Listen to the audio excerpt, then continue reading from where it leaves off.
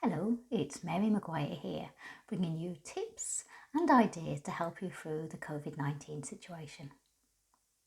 So this week, I'm going to encourage you to define what the new normal will look like for you once we're out of lockdown.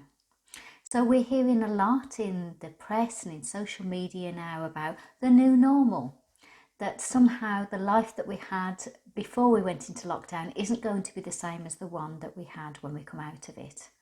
We know we're going to have continued restrictions on our life and our social distancing, and there's going to be lots of adjustments we need to make in the way that we socialise, in the way that we work, in the way that we relate to other people. But it offers some great opportunities for us to maybe define what is the new normal for us. So what are the things we would like to make a conscious decision to change in our lives so that we can live more intentionally and in a way that actually helps us to achieve the goals and the priorities that are really important to us? So there's one thing we know about this lockdown, it's certainly given us the time to reflect and to think about what really is important to us. So I've got a little exercise for you. It's in two parts, and I'm going to suggest part one now, and I'll give you the other part in the next few days. So the first part is I'm going to encourage you to get a piece of paper and a pen and to divide your paper into 3 columns, just like this. And in them columns, you're going to look at your life in relation to what you want more of in your life, what you want less of in your life, and what you're really happy with right now and what you'd like to stay the same. And by thinking in this way, it really helps us to prioritise, and it helps to unearth maybe some issues or some things that we've been putting up with that we don't want to put up with any longer. So it can be a really useful exercise for that. So once you've got the list, I'd like you to look at it in 3 areas. The first area is in your personal life. So what about the relationships that are around you, your immediate relationships with your loved ones and your social circle? Think about that in them 3 columns. More of, less of, stay the same.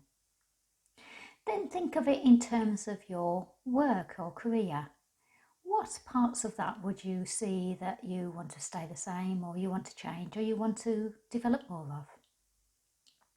And then finally, your life as a whole, and think of that in terms of your well-being, your lifestyle, your exercise routine, your nutritional routines, the things that actually help you to make you you in terms of your general life. Think about that in them 3 columns as well. So take the time to maybe reflect on each one of them areas and then write them down. Write down what seems important to you. And then when you've done that, what I'd suggest you do is leave the paper down and just take a few moments to sit back and connect with your breath. Breath is really, really powerful for us to actually trigger the thinking, the creative thinking, and the different neural paths in our brain that allow us to actually problem solve and become more creative. So once you've done your list, I want you to sit back, just get a sense of connecting with your body, connecting with the present mind, and just taking 3 deep breaths. Now, I've guided you through breaths in the past, we'll do it now. And a breath in, hold it at the top for about 3 seconds, and then breathing out. And I always encourage the breath in through the nose,